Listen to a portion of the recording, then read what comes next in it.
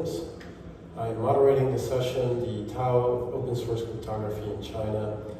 And please welcome Paul Yang. Paul is the speaker, and he is a member of the OpenSSL Corporation, TOC. He's been using OpenSSL to protect customer data at a music startup in China since 2018. Welcome.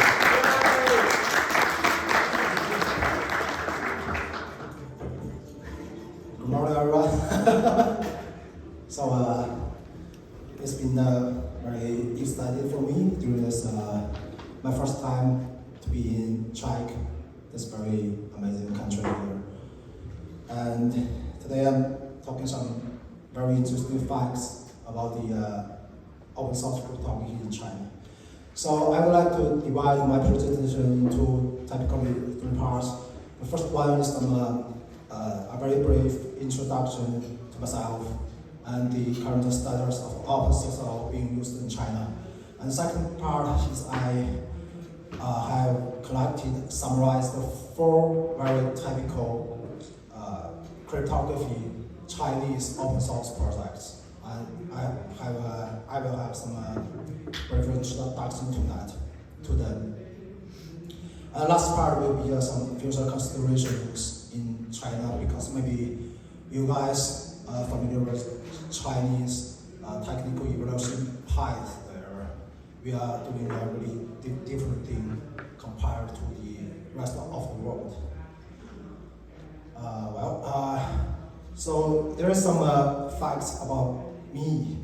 So my name is Paul Yang, as you know, but that's not my true Chinese name. My Chinese name is called Yang Yang. The first name and the family name are pronounced the same, in the same pronunciation. But as you can see here, that's basically two different Chinese characters there. And the first character is the ocean. The second character is a kind of tree, a plant there. So I started to contribute code to the OpenSSL project. That was back in 2017, and later I was invited to be a committer there for this project. For my work experience, I started my career, that was maybe more than 17 years ago. That was in 2008.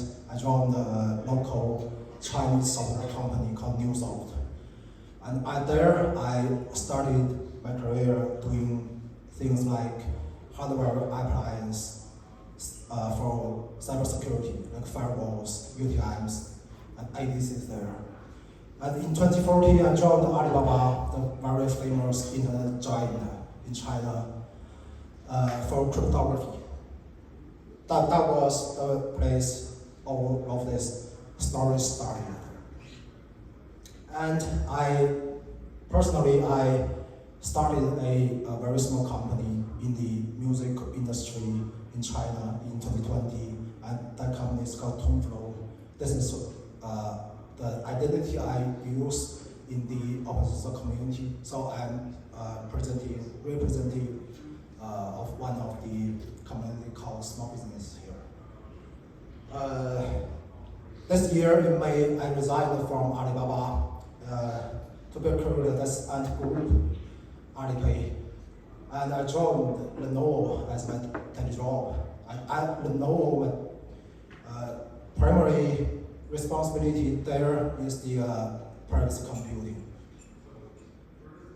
for the AI boost in China, because we need to not only to protect data in transit and unrise, we need to take data in use protection into consideration.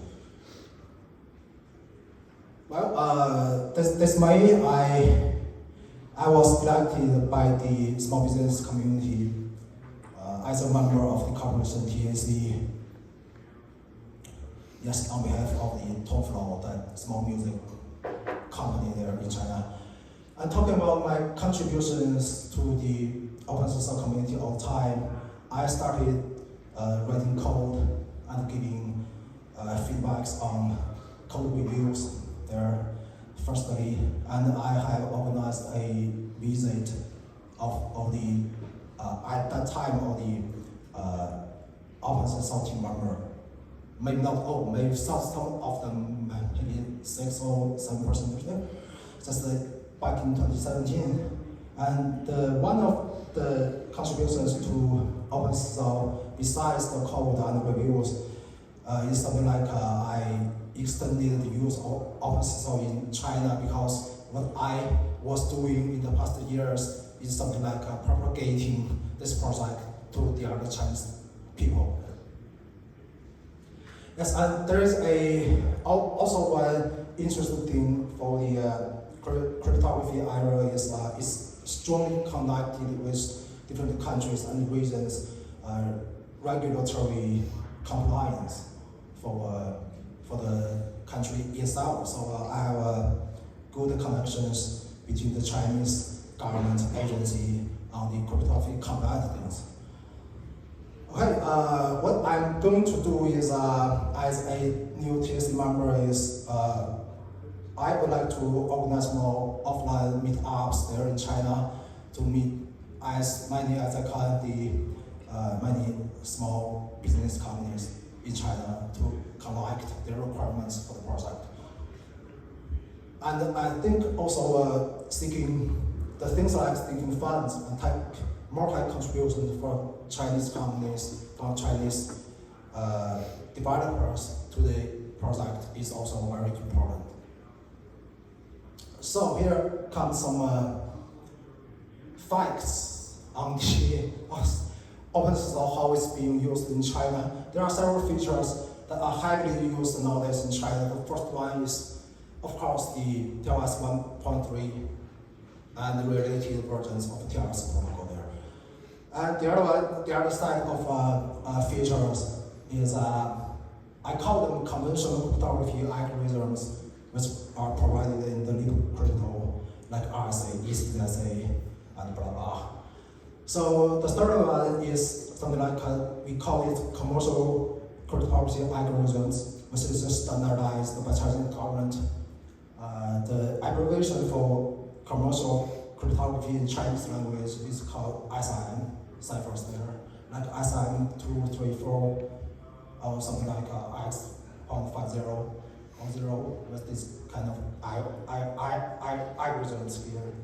And another thing is a little special in China is people, especially like in the small businesses, they are more likely to use the component tools instead of the library there.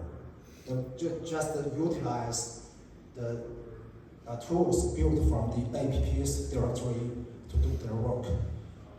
As TongFlow, where I work for my personal things there, we just use a lot of these kind of tools to encrypt the file, the recording file, or some songs that are made by the customer to protect their user privacy and their data.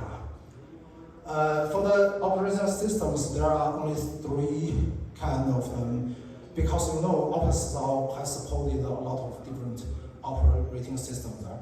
But in China, only 3 of them are very common to use. It's about the Linux at the server side, and iOS and Android for the client side. And for hardware platforms, especially for the CPUs, the most common hardware platforms are x86 and ARM. Well, the features that are not that popular in China is something like this. The first one is DTLS. I'm not saying that DTLS, the protocol itself, is not popular. I'm saying that the library, which provides that kind of feature, OpenSSL is not among of the most popular libraries that were used for DTLS, because DTLS, from my perspective, is a common thing in a restricted resource environment like IoT or some other embedded systems there. But OpenSSL is not built for that purpose. So in China, maybe something like embedded TLS or even Wolf SSL are more common there. Yes. That's the wolf guy. From Canada. Thanks for joining. And some very rare, to us is something like a little strange algorithms like Blowfish, Camellia, idea, some other algorithms are also not frequently used in China. And Quick is another interesting thing is Quick is very common in China, adopted, but it's not for OpenSSL. The reason of this is we were doing that. The OpenSSL project was doing that too late. That was maybe 7 or 8 years ago, back in 2016. A lot of Chinese internet giants, they started to build their own Quick implementations before OpenSSL has dived into this area. So as you can see, this one is called the XQuick. It's a library, it's a quick implementation by Alibaba. And you can see just the symbol on the very right of this page. That's the logo of Taobao. It's one of the biggest e-commerce service all over the world. So Taobao is now utilizing XQuick as its fundamental quick implementation. But OpenSSL is also combined to XQuick, but only for the little crypto, for the fundamental, the individual algorithms there, without the network or the protocol things there. Provider mechanism is not quite common in China because there are a lot of hardware vendors for making things like HSMs or acceleration cars there. And they are still using the engine mechanisms here instead of moving to the new provider. The other Unix-like systems like VMIs or HPUX or IBM AIX, that was not popular and common yet. Yes. So the contributions from Chinese developer is more about to support new domestic Chinese CPUs, because nowadays a lot of Chinese CPU vendors, they add instructions, new CPU instructions related to cryptography in the CPU. So as you can see here, maybe for the something like LongArc or RISC-V things, a lot of algorithms supported for acceleration for key management inside the CPU.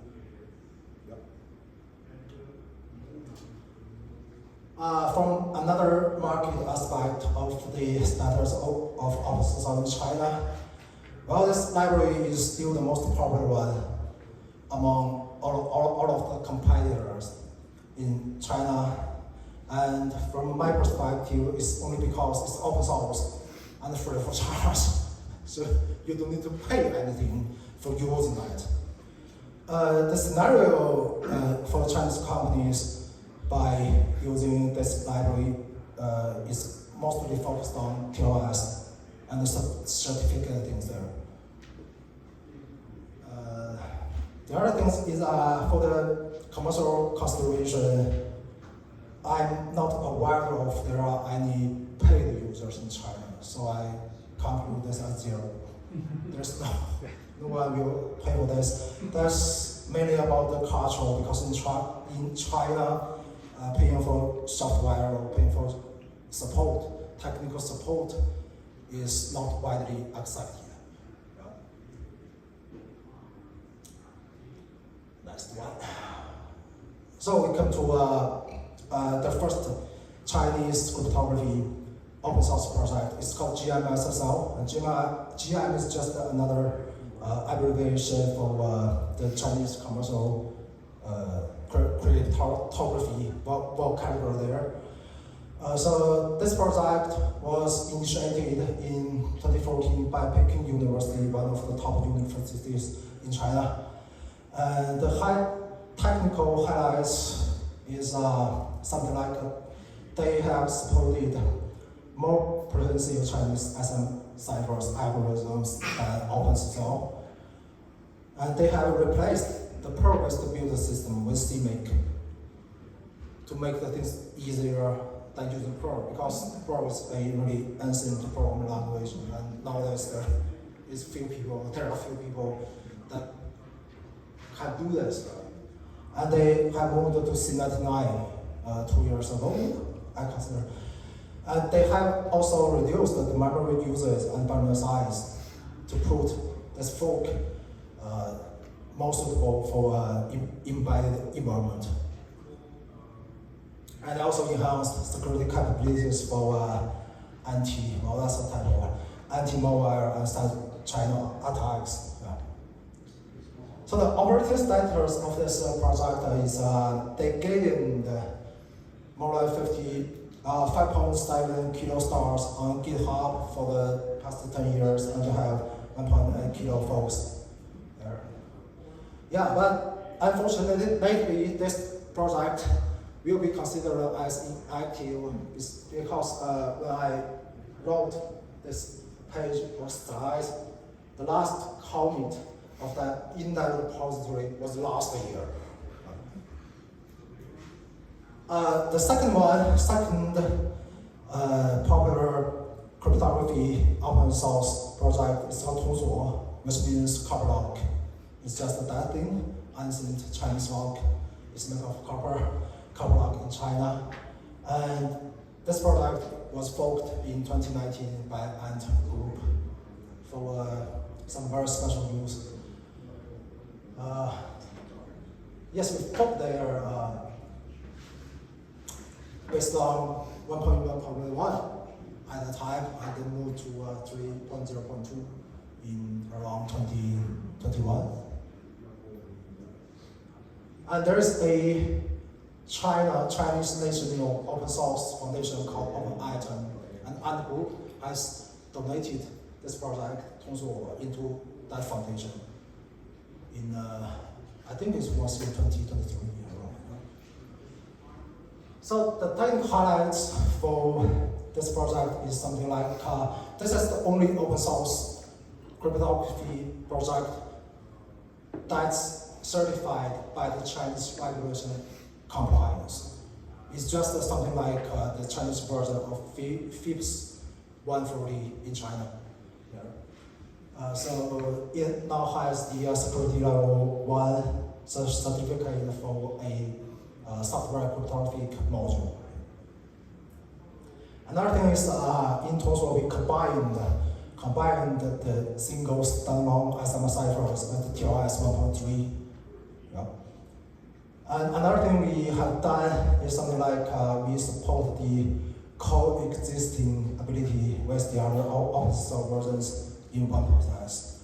I think we have discussed this last week in Brno, right? Guys are considering doing the same things in OpenSSL. And TLSP is another modification of Chinese version TLS. They put several things that I can't say into the project, into the protocol designing phase. And many rarely used algorithms are totally removed from this fork. Yes, and many more privacy computing capabilities are added into this product, like ZKP or partial homomorphic inclusion algorithms. Yes, for Tongsuo is widely used in many scenarios in different industries, including Alipay, Alibaba Cloud Computing, ByteDance, and they are all big giants, big internet giants in China, and Lenovo and Haigang. Haigang is a domestic CPU vendor of China. They are making their x86 compatible CPUs. The third one is called RustVault. We started this product in 2023, also by Ant Group. It's a pure Rust written key and secrets management system based on OpenSSL and Tongsuo. There is effectively is an alternative of the HashiCorp Vault, in case you are familiar with that product.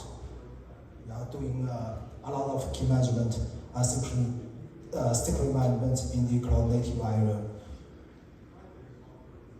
Tech highlights for this is we have a switchable underlying cryptography library.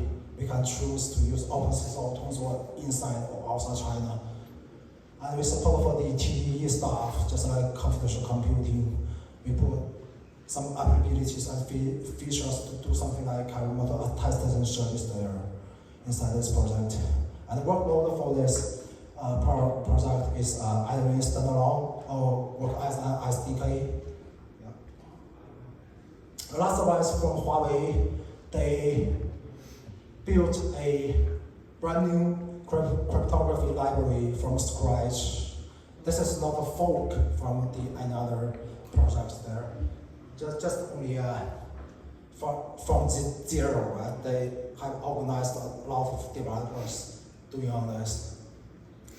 I don't want to dive into this very detailed information of this because there are a lot of boring things there. So what's the future?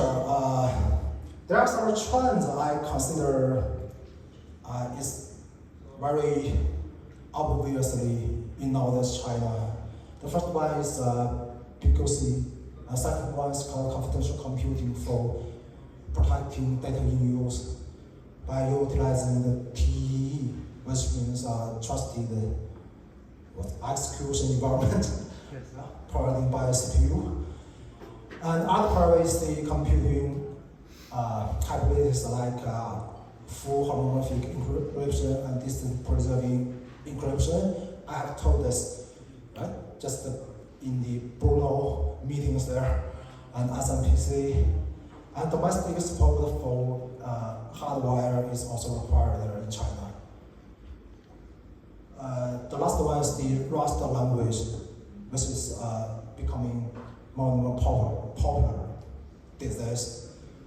And for PQC, I would like to introduce a program.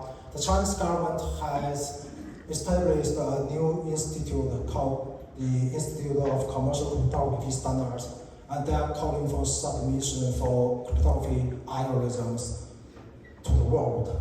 So if any of you guys is interested in this area, we are welcome and highly encourage you to submit your proposals there. The exact time for the submission will start maybe within this week. So typically there are three categories for the commercial cryptography. So we call it the next generation commercial cryptographic algorithms. So there are three types, maybe NGCC public key algorithms, and NGCC that stands for cryptography hashing function, something like that. And NGCC is a block cipher. Yeah. And you need to take into consideration is something like you need to consider the quantum resistant features in those algorithms if you want to submit some proposals there. The tradition of to PQC in Chinese markets nowadays, we highly consider it's hard to change it because it costs a lot from migrating the current solutions to adapt to the new ones. That's the first one. And the second one is maybe a little different from the other markets. Is something like we consider software-based solutions will dominate the market instead of using hardware like HSMs or the card chips there. And the hybrid status will be last for a really long time, maybe the future 10 years or more. Second one is confidential computing, just like I said, it's based on TEE and providing one of the ability to protect data in use. And it's becoming very popular due to the AI boost in China, especially for LLM, the large language model inference process. We are adopting that kind of technology in our production environment at a very large scale, and to typical customers of some of the solutions is Nubia. Nubia is one of the famous Chinese smartphone vendor, and the other one is Lenovo. They are just using computational computing technology in their data centers. Talking about other privacy computing technologies, I consider DPE is very important, so I highly suggest if we can find some resources to implement this in OpenSystem for a high performance implementation. That's the one, and SMPC and full HE for homomorphic encryption with hardware acceleration, and also the PSI nowadays in China are considered important to be used in the privacy computing era. And for the hardware side, Chinese CPUs and other hardware support is also important for cryptographic library. There are just some vendors name here, just like Hagen, RISC-V, which was now developed in the Chinese Academy of Science. Is that name? ICS, yes. Yes. And Longsan is another chipmaker's name. That's just something like this. And when the special is just talked some minutes ago, there are a lot of built-in cryptography instructions inside the CPU for this, okay, and to hard off. So there is no need anymore in the future for Chinese scenarios to depend on additional HSMs. They just put the key measurement, like some key generation or some like cryptography things inside the CPU. Because if you have a server, you have a device at hand, you must have a CPU installed there. And they built such kind of features inside the CPU is very customized and convenient for the users to have the ability of key measurement. Right. Last one is, I think, is the most important thing nowadays, is the Rust language. I had a not formal, but something like a casual search on our open source repository in GitHub, just to find there are more than, well, 750 numbers of the pull requests we have in the repository that are dealing with not type. There are a lot of review comments addressing that kind of things. Say one pointer, if one pointer equals to null, they do some error handlings there. A lot of effort were put into that kind of things, which are considered based of the development results on repository. Yes. So Rust can help with this. So we need to move to Rust rapidly because it's a memory safe language and it's fast enough for doing low-level things like operating system kernel or cryptography things. And this is an evidence for the Rust language is more used in the cryptography area because Rustos, which is I consider as a competitor to OpenSSL, they are funded just in September by the Rust Foundation. That's all for today. So thank you for listening.